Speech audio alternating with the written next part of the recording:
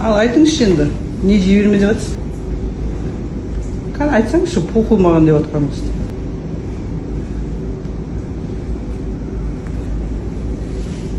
Камера осы күлдір-мүлдір қозасыздар.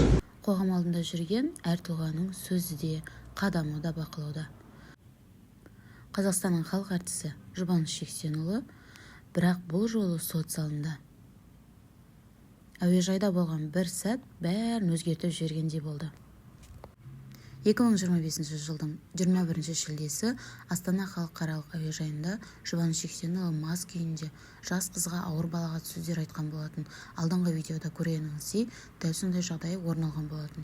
Куәгерлер бұл әрекеттерді видеоға түсіріп үлгермеген, бірақ та жәбірленуші сотқа бәрін растап көрсеткен болатын. Видеомызды темек тартып тұрмыз деймін. Осы жерде қосып темек тартып тұрмыз. Кто я? Ага, кто я? Если... Дәл осы жағдай бойынша 25 шілде күні әкімшілік сотта іс қаралды. Жұбаныш Жексенұлы өз кінәсін мойындады. Және де ол өзімді ұстай алмадым, эмоционалды болдым және өкініш білдіремін деп өзінің сөзін айтқан болатын. Сот шешімі бойынша 20 айлық есептік көрсеткіш 78.640 теңге айыппұл төлеген болатын. Бұл жағдай қоғамда қызу талқыға түсті. Бірі жазасын алды, дұрыс болды десе, ендігі бірі сахна адамына бұл үлкен сын деді. Желіде сөз де, мәдениеттің де айнасы деген пікірлер көбейіп кеткені бар. Естіңіздер ме? Қашып жатсыз, мен сізге милиция шақырып отырмын. Сен оттап тұрсың ғой. Мен не оттадым сізге?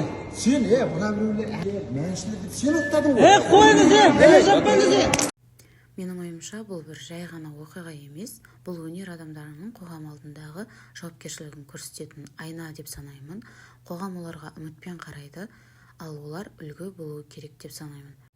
Жұбаныш Жексенұлы мен үшін жай ғана әнші емес, мәдени тұлға ретінде санаймын. Қоғам алдында жүрген адам өз ісін бақылауы керек пе? Әлде бұл әркімнің жеке еркі ме? Сіз не ойлайсыз? Комментарийда өз ойыңызбен бөлісіп жаза кетіңіз. Және де осы YouTube арнаға подписация етіп, келесі алда болатын видеоларды тамашалауға шақырамын. Куәгерлердің сөзінше, танымал әнші жәбірленушінің құрбысының телефонына да ұмтылып тартып алмақшы болған, алайда ол ойы іске аспаған. Бұл әрекеттердің барлығы бейнетаспаға түсті дейді олар. Сотта Жұбаныш Жексенұлы өз кінәсін толықтай мойындап, жәбірленушіден кешірім сұрады. Ол өзінің сол күні кішкене ішімдікпен ішкенін айтты. Сот ісі Қазақстан Республикасының әкімшілік құқық бұзушылық туралы кодексінің 434 бабының 1 бөлігі бойынша қарап, әншіге 78.640 теңге айыппұл салған. Видеомызды темек тартып тұрмыз деймін. Осы жерде қосып темек тартып тұрмыз.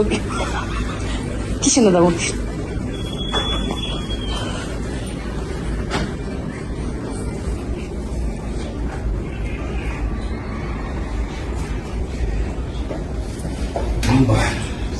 А вы разрешение спросили?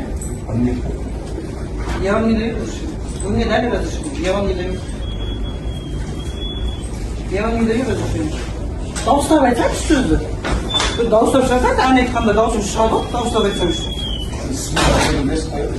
Сүмелеге келдің да? Иә. А сіз? Мен де сүмелекті көріп тұрсаңыз, сіз де сүмелек сол. Сияқты адамдар сөйтіп сөйлегеннен кейін қалғандар несі? Қарындасым, мен емес ғой. Дәл осы келеңсіз жағдай 2025 жылдың 21 шілдеде Астана әуежайында орын алған. Жәбірленуші Зәуре Садықбаеваның сөзінше, сол күні ол екі құрбысымен бірге Алматыға ұшу керек болған. Үшеуміз әңгімелесіп тұрғанда жанымыздан осы кісі өтіп бара жатты. Мен сонда құрбыларыма қарап, мынау әнші емес пе дедім. Сонда ол әнші емеспін, бишімін деп былапыт сөздер айта жөнелді. Мен сонда телефонына түсіруге рұқсат па деп сұрадым. Бұл кісі келісті деді жәбірленуші. Оның айтуынша әншіден алкогольдік ішімдіктің иісі шығып тұрған жоқ. Әйел телефон алып түсіре бастағанда ер адам дөрекі сөздер айтуын доғарған, алайда түсірілімді тоқтатқанда қайтадан былапыт сөздер айта бастаған.